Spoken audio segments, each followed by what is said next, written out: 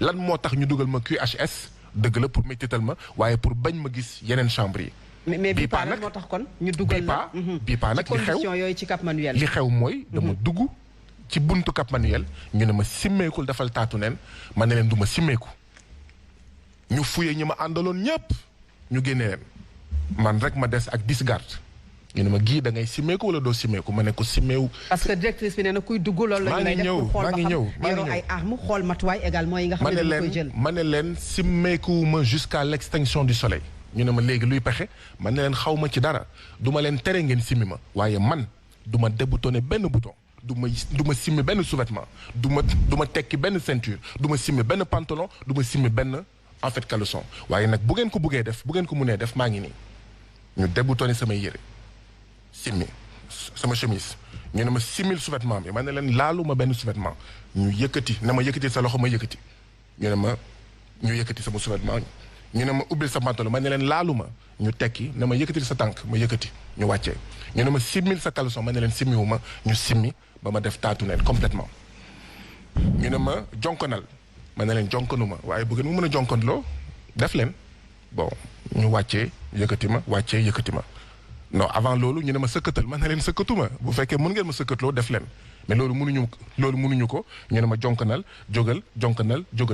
man ma nekk nii taatu neen sama awra di lang voilà ci kanamu ñëpp enfin pas ci kanamu ñëpp ci kanamu 10 agents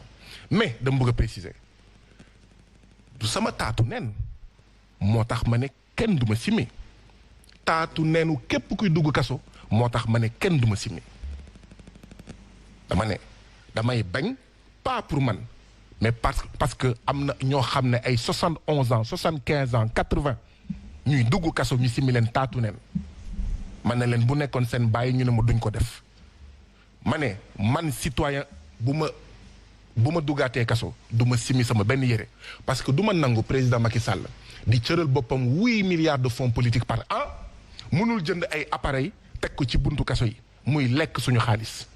du ma nangu xaw ma Cheikh Oumar Anne xaw ma Cheikh Oumar ñebbe Anne naan 4500 la doon jënd xaw ma kilo ñebbe ba mënuñoo am xaalis pour jënd ay appareil buntu kaso d'accord ñu naan dañuy def nit yi taatu neen mais aéroport mais dañuy contrôler drogue est-ce que dañuy def nit yi taatu neen lan moo tax ñu ne booy dugg kaso pour vérifier ndax amuloo xaw ma drogue d'accord du ñu def ay appareil yu mel ni appareil yu nekk fële ca buntu aéroport c'est parce que dañoo luubal dañoo toje alalu askan wi lii mooy wax ci et donc man les turpitudes de l'État néocolonial les turpitudes de ñi nga xam ne ñooy sàcc alalu askan wi man du ma ko couvrir donc loolu moo tax ma bañ c'est pas man dama jàpp ne même ku am 6 ans wala je sais pas moi 15 ans parce que tas naa fak ñu am ay 15 ans ay 16 ans d'accord waruñu ko simmi taatu neen nit la góor jigéen dafa am dignité loolu la de c'est pas que dama doon bañ pour man dama doon bañ pour ñëpp. alors la directrice. muy benn. ñaareel bi man dama dugg rëbës bi ma duggee rëbës nit yi dañuy dugg rëbës yóbbaale seen téere yi dañ koy jël lëmas ko seen ceinture ñu jël ko lëmas ko seen calpe ñu jël ko en fait ñu lëmas ko dugal ko ci mbuus bi ñu def ci scotch ñu bind ci turu nit ki nga ñëw Cap Manuel ñu jël sa ceinture sànni ko ci suuf di la gëmloo de ci mbalit bi en fait la jëm ñu jël sa calpe nga génnee xaalis bi ñu sànni sa calpe ci suuf nga indaale caabi non sama caabi nekk la ñu sànni ko ci suuf ñàkk nga ko d'accord ñu ñëw yaa ngi takk téere man musuma takk téere de ma vie te duma musa takk téere de ma vie mais xam naa sénégalais ñii di takk téere attachement spirituel bi ñu am ak seen téere ñu takk seen téere ñu jël dagg takk seen kanam mais violemment sànni ci suuf non loolu moo am ci bunt bi léegi xam naa ne dama njort ne loolu ma def ci bunt bi loolu dalee naxari moo tax biñ may dugal ci néeg bi ñu yóbbu ma chambre 1 donc mbir mi noonu la demee à la porte ma dugg ñu dugal ma chambre 1 man waxuma bu ma kenn dugal chambre 1 dama bëgg mu leeraat man bu ma demee rëbës nañ ma dugal 3 wala 4 c'est pas ça le problème même bu ma nekkul 3 wala 4 wala 1 est-ce que war nañ dugal fu war a am juróom fukki nit ñu teg fa 150 personnes dama dugg mais place pour toog sax amul ma fekk fa ay nit juróomi fan sanguwuñu ba pare maanaam ci biir kaso bi 150 personnes mais ñi ci ëpp dañuy tux ñeneen ñi tuxuñu toute la journée guddi bi yëpp ñuy tux parce que boutique bi foog mu jar ci dëkk boo xam ne nee nañ jël nañ dogal ci affaire u tux ci lieu boo xam ne dafa fermé mais ñetteel bi comme ni ma ko waxee maa ngi dugg vendredi ba lundi ñuy paquetage lundi soir paquetage mënul am parce que dafa jéggi woon dayoo dafa feesoon dell parce que avant lundi ci guddi motuñu woon 150 xëy na ay 100 moins de 100 un peu plus de 100 mais lundi ci guddi mais dafa fees ba mënatuñu paquetage donc mais Badiane Khady wax naa ko sax ne mais yéen fii. donc bind nga ay bataaxal. dama ko bind ñaari yoon directrice bi nga xamante ne moom moo ki jiite Cap Manuel. benn am na loo xam ne waxaguma ko dama koy wax fii. dañoo fanaan vendredi ci guddi dans des conditions incroyables xam nga chambre yooyu mais guddi nu muy demee atte xeex atte xuloo atte saaga parce que dafa serré yaa ma teg sa 1h du matin yaa ma teg sa conc yaa ma teg sa tànk yaa ma dëgg xeex le prisonnier yi di en fait di fanaane ngay atte te condition yooyu kuñ ko tegoon itam noonu lay demee ma ne loolu donc sama première nuit samedi ci suba ma dem ci chef de poste bi ne ko dama bëgg a wax ak DAP mu ne ma mënul nekk dama bëgg a wax ak directeur boobu xaw ma sax ne góor la wala jigéen mu ne ma mënul nekk dama bëgg a wax ak adjoint directeur mu ne ma mënul nekk dama bëgg a wax ak chef de cour mu ne ma mënul nekk ma ne ko waa léegi kan laa mun a waxal ci kaso bi mu ne ma chef de poste mu ngi fi ma ne ko damal wax ko ne dama ko bëgg a gis dama bëgg a waxtaan ak moom cours bi 2 heures de temps la 1h30 passé mu des 30 minutes ma ne ñii nar ñu maa recevoir ci diggu cours bi ci diggu kaso bi laa taxaw ne leen gars yi di wax lan ma def assemblée générale ah oui oui ma ne leen ñun ay nit lañu ñun ay doomu aadama lañu suñu kër fi ñu bàyyeekoo suñu ginaar yi sax lekk bu ñuy lekk moo gën a baax lekk bu ñuy jox suñu ginaar yi fu ñuy tëdd moo gën ñun fu ñuy tëdd suñuy xar yi ñu bàyyi suñu kër fu ñuy tëdd moo gën fii Moustapha Cissé Lo dugg na Rëbës ne leen moom ay xaram moo gën waa Rëbës fu ñuy tëdd ay xaram li ñuy lekk moo gën waa Rëbës li ñuy lekk ma ne leen gaa yi nag nit luñ ko teg mu nangu ko dagan na te ñun duñu xar ñun duñu ginaar ma ne leen jeel maan du mala dañoo am ay sañ-sañ ñu ngi ñuy sàcc ci boutique bi ñu ngi ñuy sàcc ci téléphone bi 60 secondes 100 francs la minute 100 francs voilà 100 francs la minute c'est pas possible feuille blanche 50 francs et cetera d'une façon j'en ai assez dit ma ne leen lii duñ ko nangu chambre 1 2 3 taatu nen bi garde yi ñu commencé di taxaw may wax prisonnier yëpp tàccu bi prisonnier yëpp tàccoo nag xam naa garde yi tiit ne lii bu ñu moytuwul ci mutinerie la jëm kay ñëw jël ma dugal ma ci biir yow da nga bëggoon indi rébellion mais man si jàmm ak salaam laa commencé dama bëgg a wax ak DAP ñu ne ma mënul nekk directrice man leen mais yéen boo amee urgence nu ngeen di def ñu ne ma mais urgence amul man ne leen dama bëgg a wax ak chef de poste ñu toog di tànkamlu ma ne leen voilà donc loolu moo nekkoon samedi bi lundi donc benn ça veut dire que rendre nañ compte directrice ci li xew samedi. mais ku ñu privé ay liberté nan la mën a toogee tamit ci biir Cap Manuel di def assemblée générale. dama ne kaso Kédougou kaso Tambacounda. parce que privé ay liberté mooy sañ-sañ yi. quand même dafay wàññeeku quand même Fatou Abdou dama bëgg a muy leer kaso buñ ma dugal Sénégal kaso buñ ma dugal ci àddina bi sax laay wax bu dul Sénégal ñuy noot détenu yu fa nekk d'accord damay assemblée générale bu fekkee koo xam ne munoo nangu waxtaan ci jàmm ak salaam di nga xam buur saay na man nag bokkuma si ñi nga uyuma diine l'islam moo ne boo amee lu la naxari da nga koy naxarlu ci loxo boo ko munul na nga ko naxarlu ci wax boo ko munul na nga ko naxarlu ci xol may ma pare man nag ma ne même ci biir kaso dama bëgg muy leer président Macky Sall mu ngi may dégg mun na am fii ak 2024 naa dugaat ay yoon ki yoon fuñ ma munti dugal ma gis fa loo xam ne du dëgg du yoon muy loo xam ne tegu na ci man wala tegu ci keneen wala dinañ ko saafara ci jàmm ak salaam wala dinañ grève ci jàmm ak salaam donc damay assemblée générale ba sama xol sedd dañuy wax ak détenu yi d'accord buñ ko buggul nañu teg détenu yi ñun dañoo ñëw ci jàmm ak salaam ñun bëgguñu mutinerie lundi ma bind Badiane Khady ne ko protestation objet protestation demande de rencontre faalewuma déjà samedi rendre nañ ko compte waxul dara ma bind ko lundi waxul dara lundi 150 personnes ah ñun ñu waxtaan suñu biir ñu ne léegi ñett ñooy commencé grève de la faim ñaar chambre 1 man ak keneen chambre 2 muy 3 ñeneen ñi nañu xaar 12 heures de temps après wala 24 heures après ndànk gars yi di dugg ñuy démarrer grève de la faim en cascade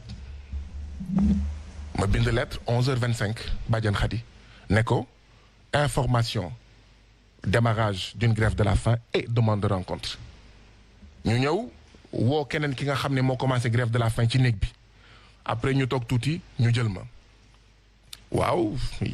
dégg naa da ngeen commencé grève de la faim lu xew ma ne ko bind naa la lettre xam nga ko moo ne dama ko bëgg a dégg ma waxaat ko ne ko mais foog nga wàññi sa téléphone bi foog nga wàññi boutique bi mu ne ma ñaar laa la xamal ma ne ko waaw mu ne benn li la fi indi suñ yoon newu ci ma ne ko yaa ngi def amalgame wax ci du loolu wax ji mooy d'accorduñu pour ngay jaay 60 secondes 100 francs mu wax ñaareel bi mu ne c'est pas parce que da nga ñëw di revendiquer moo tax dinañ ko fii yenn garde yi sax di mu yuuxu naan ma directrice bi faalewu la ma ne ko ñun détenus yi faalewuñ ko et d'ailleurs bu fekkee yéen faalewu leen détenus yi c'est que xamu leen lii di seen liggéey yéen suñu ay surga ngeen d'accord ñun détenus yi suñu ay surga ngeen donc da ngeen war a dox ci loo xam ne mooy ñoŋal nekkin bi gars yi ne ma on va mooy rek li Antoine Diome ak ñeneen di yuuxu on va appliquer la loi dans toute sa rigueur ma ne ko loolu mooy lan mu ne ma di ngeen gis ma ne leen rek laa leen xamal def leen ma lu leen neex mais un conseil fexe leen ba bu ma dee parce que bu ma deewee ça va chauffer pour vous bon ñu jël ma yóbbu ma ñu ubbi bunt 2 cellules bon jarul may jaaraat ci affaire bi ñu simmi ma foofu tamit taatu nen ci condition yu incroyable mais amul problème en isolement amul problème en isolement mais isolement dafa am ñaari isolement dafa am ay cellules yu set wecc pour isolement am cellule bu dand pour isolement. yow ban lañ la ci yóbbu woon. man cellule bu dand bi ba pare daf ma taatu nen d'accord bi grève de la faim bi di continuer ñu jël samay yére ñu sànni ko maanaam ci biir cellule bi xam naa boobu xëy na coow am na ci biti ñu jël sama cellule dugal ko ci pax yi ma jël yére yi sànni leen ko ci biti ñuy indi ay siwo ceeb yow def yaramu nen mais guerre day saf mondial si mi ngeen ma taatu nen dinañ continuer taatu nen bu ngeen buggee sax ma dox ci kaso bi taatu nen xeex bi di ngeen wàññi njëgu téléphone bi ñuy jël ay siwo ceeb di ko dugal may lànk ma ne leen je fais la grève de la faim seen siwo ceeb yi bu mu fi dugg ñu may dugal ay bouteille ndox ma ne leen hey d'accord ndox bii du ma ko naan tant que détenu boo xam ne wóolu naa ko du ma indi ndox xam nga lan moo am solo du yooyu noonu li am solo mooy sénégalais yi foog ñu gëm seen bopp fonk seen réew te pare pour ñàkk seeni intérêt tey bi nga xamante ne xëy nañu d'accord jot info yi que moom bi ngay wax muy directrice bu Cap Manuel viré nañu ko wala peut-être jëlee nañu ko ci bërëb boobu nga xamante ne foofu la nekkoon ban sentiment nga am aucun lijjantewu ma ko faalewu ma ko mais xam nga lan moo am solo xam nga lan moo am solo bu fekkee loolu fii ci biir capitale bi ci kaso bu nekk ci capitale moins d'1 kilomètre entre présidence de la République ak prison du Cap Manuel bu dee loolu moo xew Cap Manuel kon lan moo xew kaso Matam lan moo xew kaso Kédougou lan moo xew kaso en fait Vélingara man loolu moo may tiital et donc lii bu dee dans un état normal dañoo war a def une enquête rapidement ñaar xool ndax foofu rek la am ndax kaso boobu rek la am gis nga ñun sénégalais dañoo bëgg lu yomb laa jël sénégalais yi dugg kaso nu ñuy def balaa ngaa dugg ñu ngi woote man xam naa kenn kuy liggéeyee kaso bi nga woo ko waaw dama bëgg a Doudou Ndiaye wala Fatou Sow est-ce que mën na am chambre bu baax mais naka la ñuy ñoŋalee suñu kaso dañoo bëgg lu yomb déedéet nañu bàyyi yooyu. maanaam ay dil ci biir ku fi am mbokk dama bëgg chambre. gars yi di jaayante ay nekk gars yi di jël xaalis pour ay nekk da ngay dugg kaso ñu naan la diw ak diw ak diw ak diw te bés naa joxe ay tur. biñ fi duggee dañ leen doon jox ay portable biñ fi duggee. dañ doon def lañ kilifa lañ ay autorité lañ. parce que boo nee ay tur ñu intéressé Sénégalais bàyyil rek. amit nañ la laaj na. waaw non maa ngi ñëw. te li ma wax ci dikk laay wax ci kaso yi ne il y a des agents pénitentiaires dignes honnête intègre waaye dafa am ay samba boy yoo xam ne ñu ngi dundee ci ndoddu détenu yi yow d'accord ngeen bàjjen xaji lu muy def ñuy toog di seetaan ñëpp nekk pat mu am fii moo tax may jaajëfal encore une fois colonel Bokandé ndaxte dafa ñëw waxtaan ak man ma ne ko la lutte va continuer la grève va continuer na ngeen wàññi njëkk li le même jour ñu wàññi njëkk li man utuma leneen. kon dundu kaso moo gën a seer dundu ci biti buñ la dégg. mais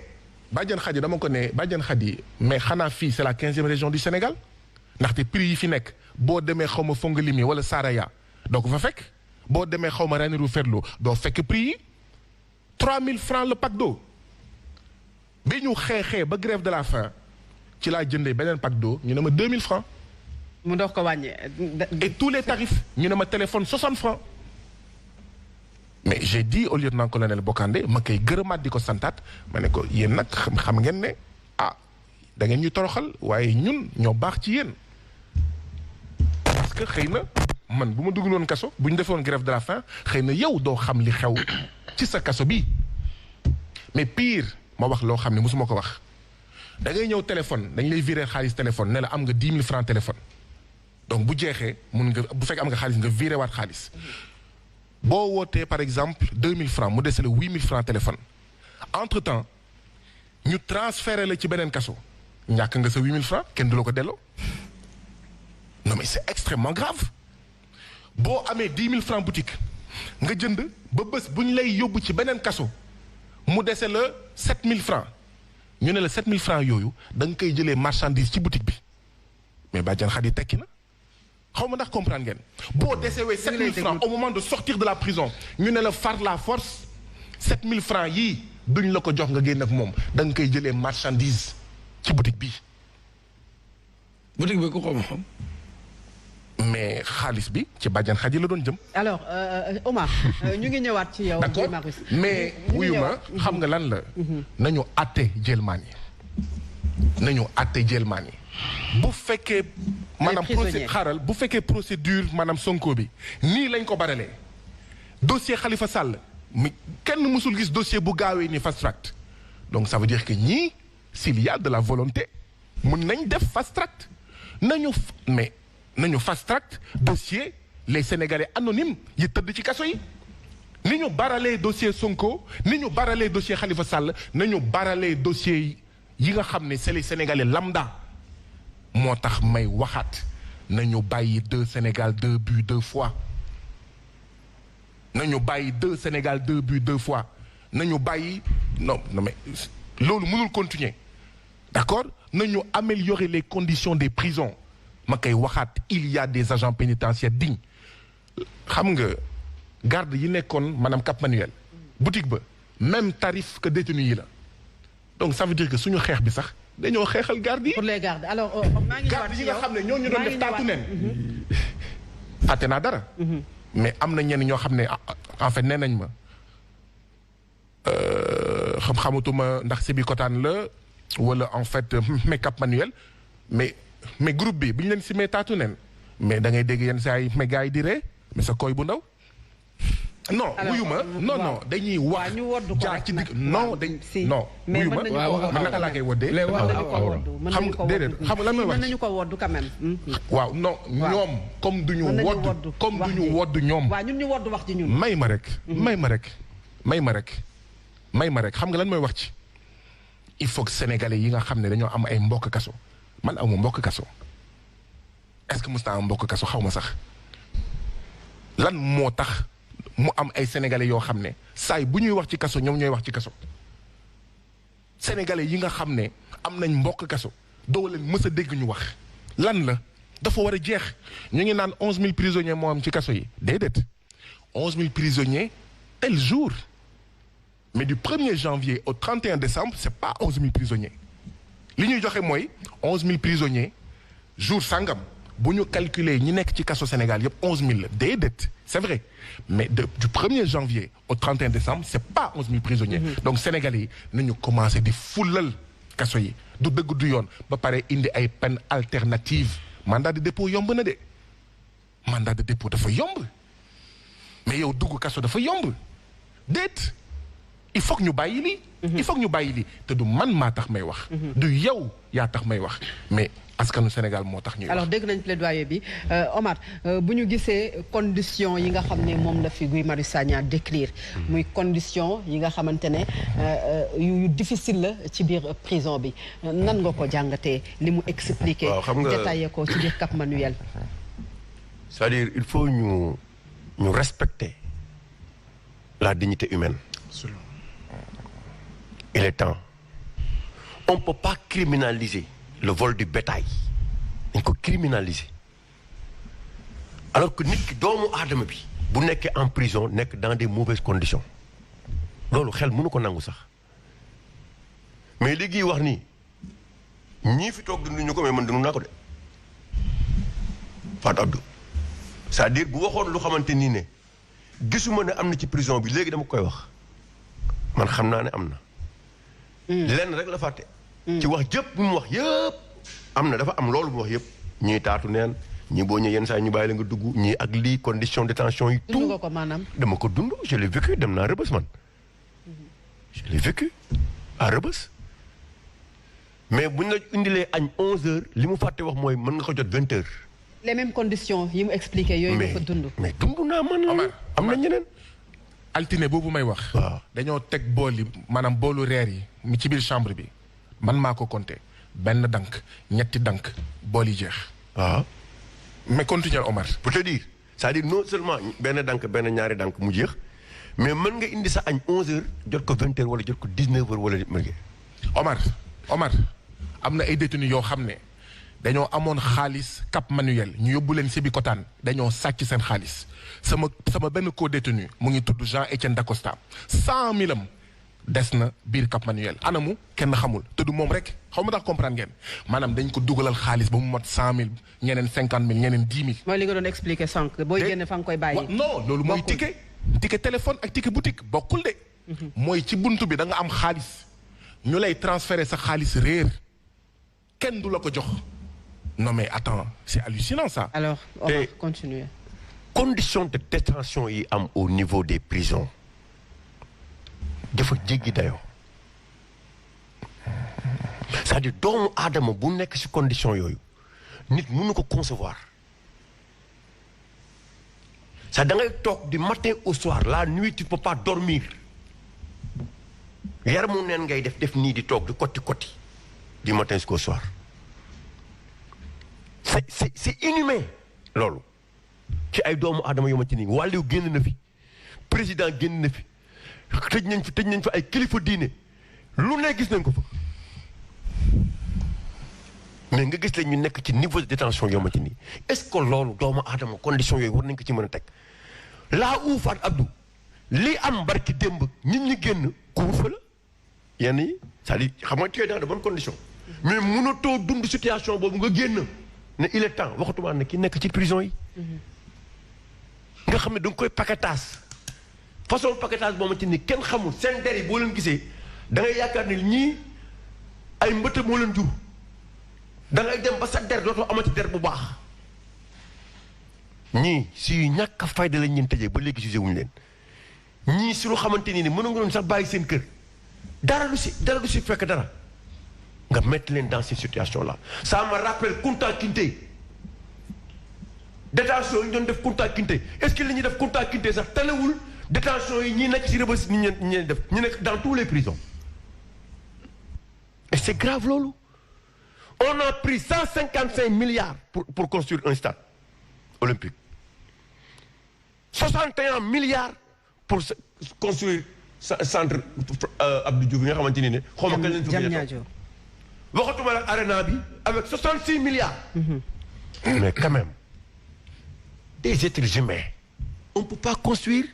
benn prison boo xamante ni ne véritablement ñi nañ nekk ci condition yoo xamante ni au moins ça c'est acceptable là où on prend des milliards di ko dugg ci yoo xamante ni ne amul ñu dara waxatuma la ak ay nit boo demee bi nekk Sébikotane mais loolu du prison quand tu vas là-bas mais loolu du prison c'est du n'importe quoi moi je pense qu'il est temps que l'État du Sénégal prenne des dispositions si l'État ne prend pas ça il faut que les gens se battent parce que ñi nekkee ci prison yi mais ñaaw na benn xeetu ñaaw boo xamante ne te ba pare attention kii la lu mu tudd kii Fatou Abdou. seen kii yooyu la de lu mu tudd sax. seen ventilateur yooyu xam si xeetu ventilateur yooyu ne ci kaw nga xamante ni parfois mën nga jékki-jékki sax mu coupé. rang ngay def tu peux rester jusqu'à la nuit ngay rang pour dugg dans les toilettes mais c'est parce que ñi xamuñu amuñu bokk et pourtant durant la campagne président wax na ci prisonniers yi mais je vais vous mettre dans des conditions acceptables. Qu'est-ce qu'on met dans les conditions acceptables? C'est d'aller construire un building, réfectionner un building à hauteur de plus de 30 milliards ou de 37 milliards. jël tous les immeubles di ko jënd immeubles yi ñuy jënd fii en face palais ne pour la sécurité du président de la République ces milliards là qui constituent 17 milliards est-ce que 17 milliards yooyu mënuñu ko woon dugal tabax benn prison bu xamante ni ne dina xel nangu na ko. mais li fi am ni xam nga si depuis quand est-ce que xam nga la kan la woon prison bi. Depuis la période coloniale. Avant les indépendants. Depuis la période coloniale. heure bi waroon na fekk ñu changer prison Rebeuss def ko musée pour wane ne Ablaye Wade jaar na fi pour wane ne Sëñ Cheikh Al Maktoum jaar na fii yeneen kilifa diina jaar nañ fii mu doon un exemple pour les Sénégalais mais di jël ay nit doomu aadama di leen paquetage gis nga lii rek dafa waxuma sax on préfère être dans des situations de coupure de courant. On est prêt aujourd'hui à ce que nous am ndox pour que tous les Sénégalais se battent pour que les détenus qui sont dans les prisons puissent être dans des conditions acceptables. Acceptables. Je me demande nous sommes dans quel pays est-ce que ñi ñuy jiite am nañ yërmande est-ce que xam nañ ñi seen situation lañ nekk mais c'est extraordinaire. Alors Pape Matar. Fatou Abdou Pape Matar na yóbbaale lii. Omar Faye nee na est-ce que ñii am nañ yërmande. Est-ce que xam ngeen ne ay weer a ngi agent pénitentiaire yi jotuñu seen heure supplémentaire ñoo xam ne 70 000 lañ leen di fay 80 000 xaw ma 100 000 xaw ma 110 000 pendant ce temps ñu ngi mur ak sow ci HCCT di mur ak sow ci conseil économique social et environnemental di mur ak sow ci haut conseil xaw ma di dialogue social di mur ak sow ci ay institutions aussi inutiles que budgétivores di mur ak sow ci ay fonds politiques. yu ñuy jox pas 50 millions militants APR sangam 10 millions les agents pénitentiaires xam nga dañuy faral di wax ci wàllu éducation mais bu ñu buggee une éducation de qualité foog ñu am des enseignants de qualité foog ñu am des enseignants motivés mais payoor bi ci motivation la mais c'est la même chose dans l'administration pénitentiaire bu ñu buggee ay agents pénitentiaires motivés moo tax même bu fekkee d'accord uma si mais di nga comprendre ne koo xam ne 70 000 80 000 100 000 lay fayeeku koo xam ne balaay le 5 mais day ragal sax jël payooram mais kooku day gaaw a mer. tu comprends. ñaareel bi am na ay prisonniers yuy toog plus de 24 heures seen nekk duñu génn cour am na prisonniers yoo xam ne.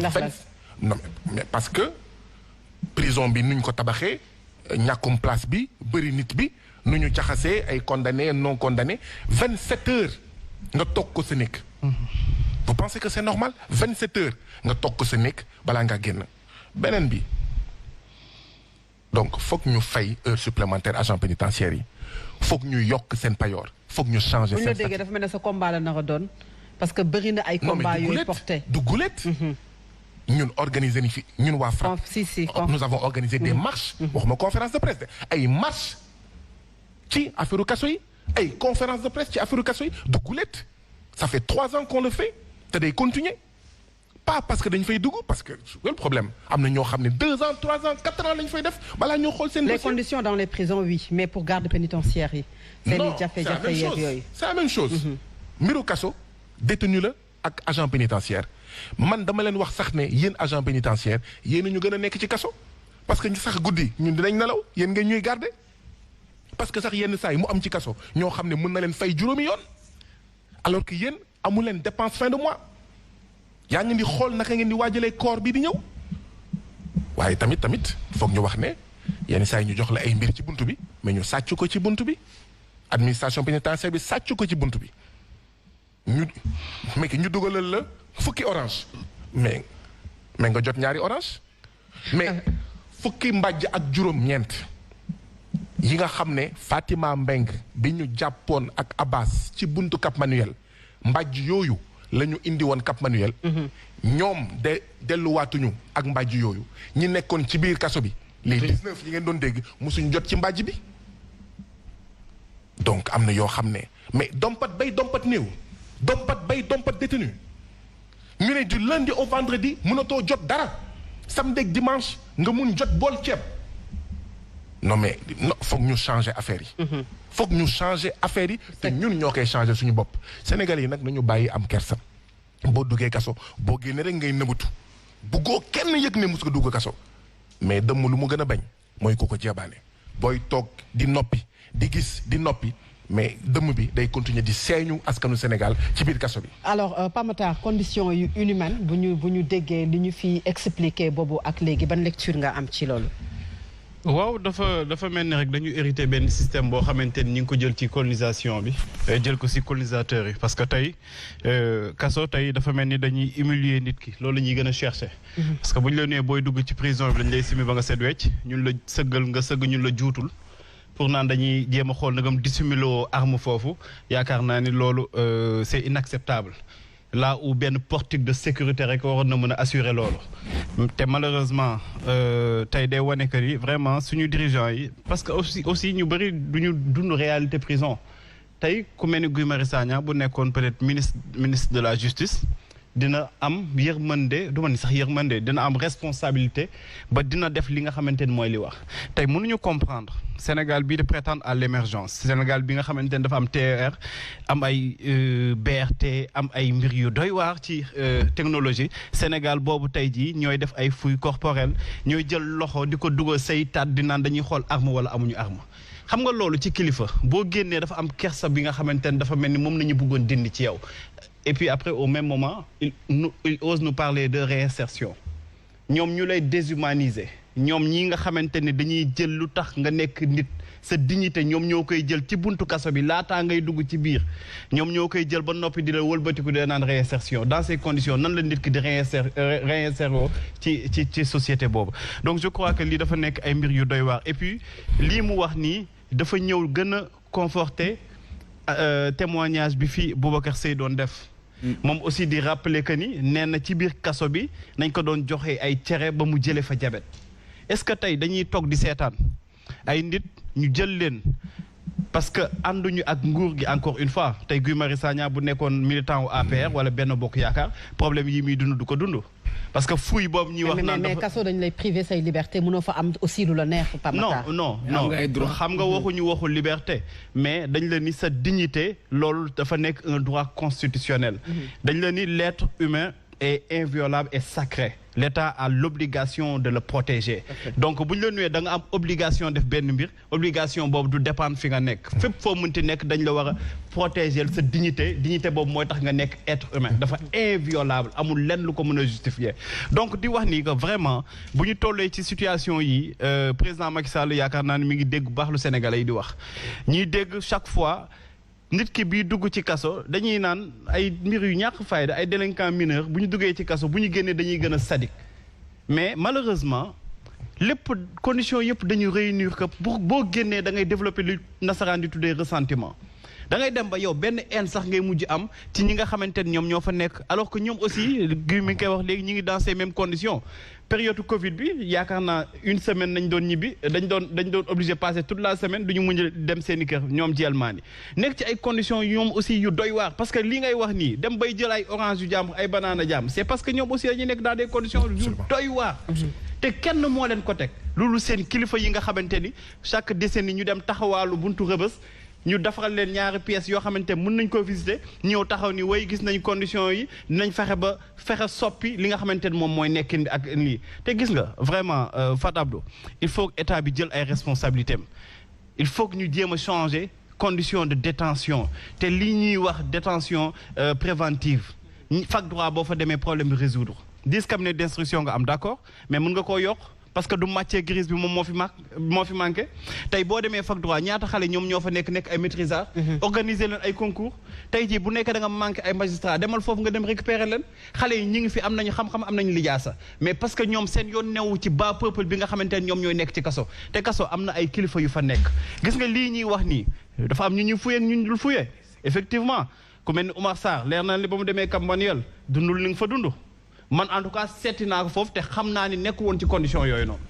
dañ ko tegoon ci condition yu baax yoo xamante ni boo ñëwee da ngay xam ne kii fii mu nekk de peut-être liberté am nañ ko xañ mais yenn li nga xamante ne avantage da ko doon am mais c'est parce que dafa am ñoom ñu jàppee ñu war a préserver seen dignité mais ñeneen ñi nga xamante ni comme dañuy xalab comme dañuy wax comme dañuy nekk ñoo xamante ni dañuy jéem a yee askan bi ñooñ fu ñu dem dañ leen war a gën a décourager loolu nag dam la ci encourager bu baax a baax parce que seen but du lenn lu dul fexe ba décourager Guy Marius Sagna de telle sorte que jéem nañ la corrompre mënuñu jéem nañ la xoxatal mënuñu ñu ne dañ lay fexe nag ba dindi li nga xamante ne moom moo nekk ci yow mooy sa dignité jéem laa décourager ba ëllëg benn Pape Makhtar Diallo bu naree jug ñu ni ko defoon gis nga lu ñu defoon Guy Marius Sagna gis nga ñu defoon kii jël ko exemple loolu nag gis nga Guy il faut nga continuer si mais sénégalais yi aussi il faut que ñu bàyyi combat par procuration sonn nga trop bu ñuy jugee waa Sénégal yi bu ñu amee problème ñu woole ni la Guy ñëwal ñu dem il faut que aussi les gens commencent à prendre leurs responsabilités. Alors c'est clair. mënuñu ni boobu ba tey benn personne nañuy cité ñeneen ñi aussi toog mel ni dañu nekk ay complices de ce qui se trame dans ce pays. alors te loo xamante ne lu inacceptable. alors c'est clair Pape Makhtar. Guy Marius waaw ci loolu parce que Pape Makhtar wax na ko jaabante kaso bi mu jëm peut-être que fe ñu lay téye ci kaaf bi balaa ngaa dem ci kaso bi bëri na mais également li ngay dem rëbës wax nga ko lim bi muy arrestation yi bëri na sa famille nan la ñu koy jàngatee ban lecture la ñu am ci loolu nga xamante ne yaa ngi koy dund saa su ne ban gis-gis. kaso neexul de Fatou Abdou loolu foog ñu wax ko kaso neexul waaye dama koy waxaat foog ñu nangoo ñàkk suñu ay avantage ñàkk suñu payoor ñàkk suñu heure supplémentaire ñàkk suñu confort pour am lu gën tant que yéen man ñun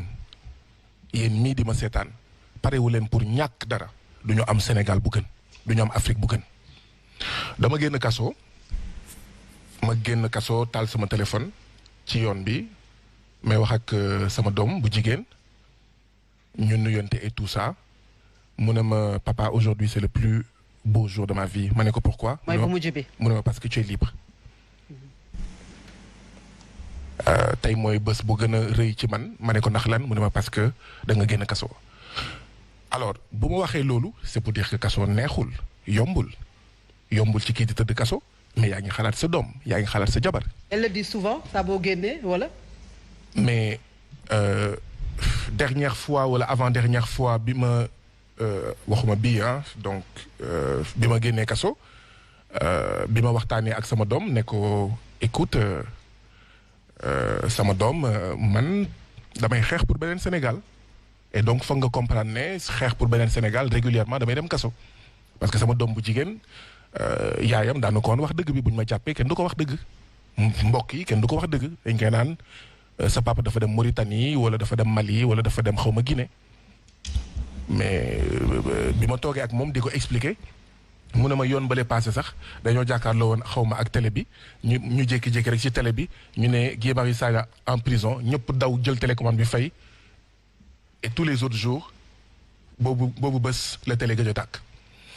donc télé kaso neexul